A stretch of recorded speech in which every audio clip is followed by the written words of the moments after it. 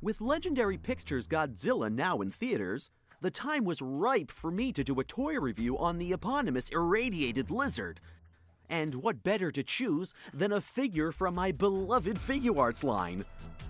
Actually, Godzilla is part of their SH MonsterArts subline, featuring all sorts of kaiju from Japan's catalog of man-in-suit films. While the majority of the line has been dedicated to more modern interpretations of Big Green and his crew, 2013 finally gave us a classic Godzilla figure from 1964's Mothra vs. Godzilla. And this being my favorite design, you bet he was begging to be added to my collection. Goji comes in a sizable light green box, which I was surprised to find without any type of display window. But instead, we are treated with a nice large picture of the character, not the toy. Note the holes in the neck of the costume for the actor. Well, thanks for ruining the illusion, Bandai. Not much else of importance about the packaging. On top is Godzilla in big lettering with a small headshot of the toy. The side has a black and white photo of the figure, in addition to the Gojira and Godzilla titles, and the back has more photos in addition to a profile of the sculptor Yuji Sakai, comments, and some writings about the movie. Of course, all in Japanese. First thing out of the box, if you've never owned a MonsterArts before, is he's kinda small. That large box, it's solely to accommodate his tail. He may be small, but he is a work of beauty. No corners were cut making this figure, which would explain why they cost so much.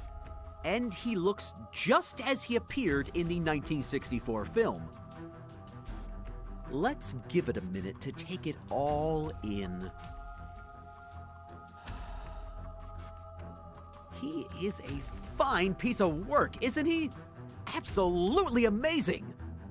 There is not 1 inch, 1 millimeter that doesn't have sculpting or texturing done to it. Every scale, every fold, every crack and crease of his hide is represented in full, and all given a brilliant paint job. Primarily a dark charcoal gray mix, with off-white used on his scales running down his back and ending at his tail and his nails, though he does receive minimal dry brushing to his knees and a faded stripe down his abdomen, in addition to a slight brown applied to his brow. While we're there, how about we examine that face? Beautiful! He has that menacing mug, and everything about the 64 Goji is on model. The big, piercing eyes, the tiny snout, the bunchy cheeks, and the exposed canines. Hey Goji, open up! That's right, his jaw has the ability to open up, giving us a fantastic look at the inside of his mouth. Oh, the teeth, the tongue, and look! Even the roof of his mouth is sculpted in! Go back to his eyes. Yes, they look great, but clear plastic layered in the socket isn't as transparent as I'd like. As a result, it's sometimes hard to make out his pupils because everything looks cloudy. His articulation is, not what you'd typically expect of an action figure. So let me try my best to explain every pivoting point on this puppy, because there are a lot. There's his jaw, as I mentioned earlier, in addition to 3 parts in his neck. His arms have a shoulder joint, an elbow which feature a scaly sleeve to cover it, and pivoting wrists.